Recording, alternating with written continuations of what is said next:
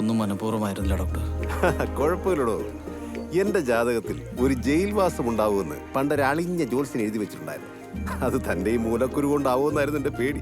എന്തായാലും അതല്ല, രക്ഷപ്പെട്ടു. അപ്പൊ ഇനി ജയിൽവാസത്തിനുള്ള കുരു വരാനുണ്ട് അല്ലെ? ഓണാത്തിലെ വർത്താനം പറയരുത്. എന്റെ ഫാൻസിന്റെ പ്രാർത്ഥന കൊണ്ട് ഞാൻ രക്ഷപ്പെട്ടു നിൽക്കുക. സാറേ നമസ്കാരം സാറേ. ആ നമസ്കാരം. സാറ് ഈ സീരിയലിലൊക്കെ ഉള്ള ആളല്ലേ? ആ അതെ അതെ, ഞാൻ സാറിന്റെ ഒരു ആരാധകനാ. ആ, സാർ സംശയം ചോദിച്ചോട്ടെ, പറയൂ. ഇത് വിഗാണോ? ഇത് ഒറിജിനൽ അല്ലേ? ആണോ? ആ, പക്ഷെ ഇത് വിഗ. ഇത് വിൽക്കണം. അതെ. ഉയ്യോ, ഒരു മനുഷ്യൻ കണ്ടാ പിടിക്കില്ല. ഈ സൈഡിൽ നോക്കി നോക്കി, ഒട്ടും പറയില്ല. പിടിക്കുകയില്ല.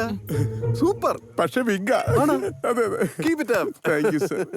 ഒരു 4 പേര് നിൽക്കുന്നിടത്തൊക്കെ അന്തസ്സായിട്ട് വെച്ചങ്ങ് നിൽക്കും. Thank you sir. സാറത് പറഞ്ഞല്ലോ. Okay sir. Okay okay. സാറേ, ഓ, സാറിനെ കണ്ടപ്പോ തന്നെ എനിക്ക് മനസ്സിലായിരുന്നത് വിഗ് ആണെന്ന് കേട്ടോ. മനസ്സിലാവുന്നുണ്ടോ? പിന്നെ മനസ്സിലാവണ്ടേ? ഇത്രയും കോസ്റ്റ്ലി സാധനം മേടിച്ച് തലേ വെച്ച് കഴിഞ്ഞാൽ 10 പേര് അറിയണ്ടേ? അതല്ലേ അന്തസ്. സാറ് ധൈര്യത്തെ പോ സാറേ. ഇന്ന് 4ാമത്തെ വിഗ്ഗാ ഞാൻ കണ്ടുപിടിക്കും. ഓണാത്തിലെ കണ്ടുപിടുത്തം. ഇത് ബിഗായിരുന്നല്ലേ? ഒന്നും മിണ്ടായിരുന്നു. ഇതിനകത്തൊരു ഉറുമ്പ് കയറി എന്ത് ചെയ്യും? അത് ശരിയാണല്ലോ.